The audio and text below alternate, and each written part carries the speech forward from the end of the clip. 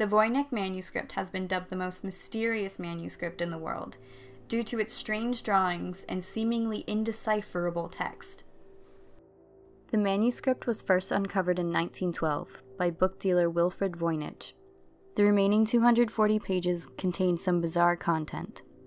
The text is written from left to right, containing over 170,000 characters. The text is divided into 35,000 groups of differing segments with no obvious punctuation. The manuscript contains 20 to 25 individual characters, with the exceptions of a few dozen elusive characters that show up once or twice. In the writing, there is no indication of errors nor delay between characters, which is usually found in ciphers, leading people to believe that it is a currently unknown language.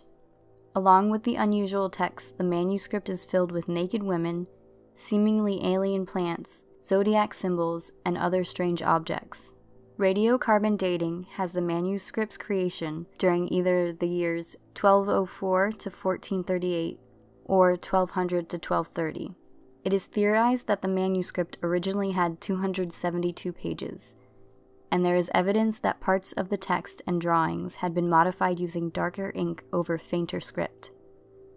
Overall, the impression that the Voynich manuscript leaves is that it was meant to cover medieval medicine. The manuscript now calls the Beinecke Library of Yale University home.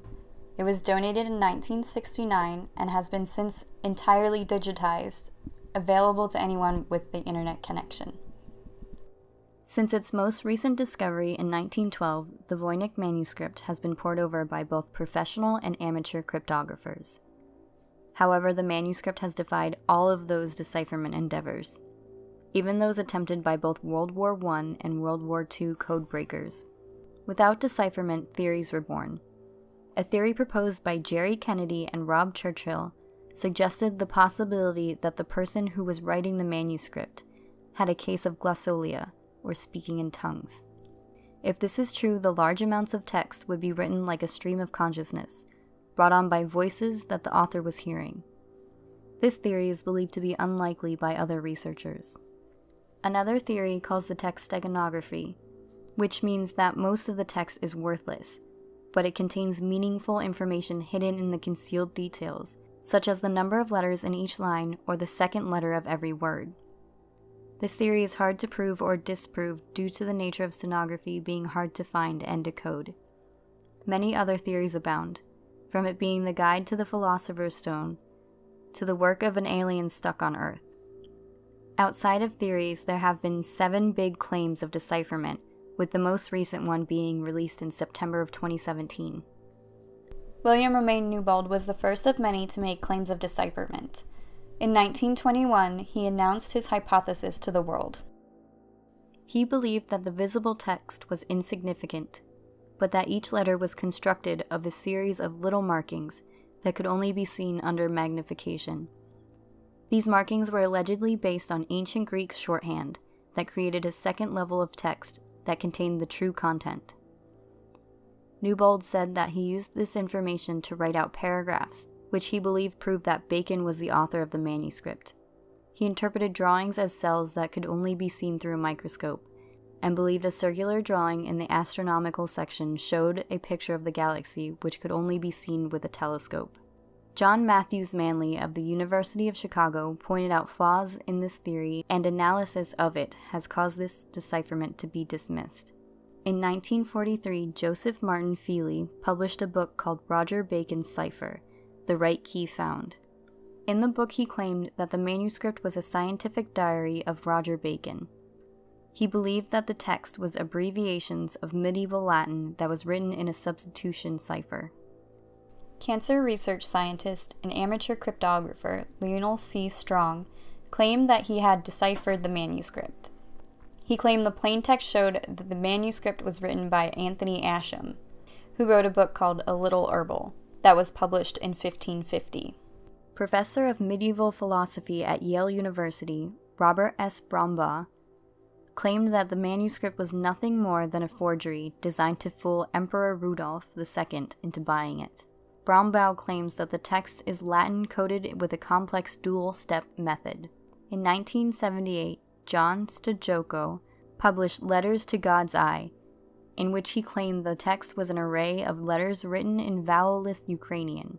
Unfortunately, the date that Stojko gives for the letters, the absence of relation amid the text and images, and the looseness in the decryption all factor in against this theory. In 1987, Leo Levitov claimed to have deciphered the Voynich Manuscript. In his book entitled Solution of the Voynich Manuscript, a literological manual for the Endura rite of the Cathari heresy, the cult of Isis. That's the entire title of the book. He believes that the manuscript works as a handbook for the Cathar rite of Endura and was written in Flemish. Levitov also claimed that the cult of Isis survives through Catharism. His claim has been opposed on many grounds, mostly because it is unhistorical. Levitov had a poor understanding of Cathar history, and his portrayal of Endura as if it were a suicide ritual is directly at odds with documents depicting the event as a fast. Furthermore, there is no link between Catharism and the cult of Isis. History researcher Nicholas Gibbs is the newest person to claim to have deciphered the manuscript. Gibbs was commissioned by a television company to analyze the manuscript 3 years prior. He claims that the Voynich Manuscript is a guide to women's health that was mostly plagiarized from earlier women's health guides of the time, and that it might have even been made specifically for the purchaser. He claims that the writing is not a cipher, but abbreviations that once had pages of index to show what they mean. Gibbs believes that when everything is decoded, it will turn out to be nothing more than medicinal recipes. During the medieval medicinal times, baths were often prescribed as cures for ailments, and according to Gibbs, this explains the women bathing in different liquids throughout the pages. He also explains how during the medieval ages, people were extremely superstitious, and this is why the zodiac maps were included, as it was believed that certain cures worked better under specific signs. Gibbs' announcement had a very underwhelming and doubtful reception. Scholars pointed out that his article only has 2 decoded lines of text, of which the director of the Medieval Academy of America, Lisa Fagan Davis, said to The Atlantic's Sarah Zhang, "They're not grammatically correct. It doesn't result in Latin that makes sense." Nearly all of his claims are not new to the information already gathered on the Voynich Manuscript. For example, it had already been stated that the text deals with health. It has also been pointed out that Gibbs' theory on a missing index lacks evidence.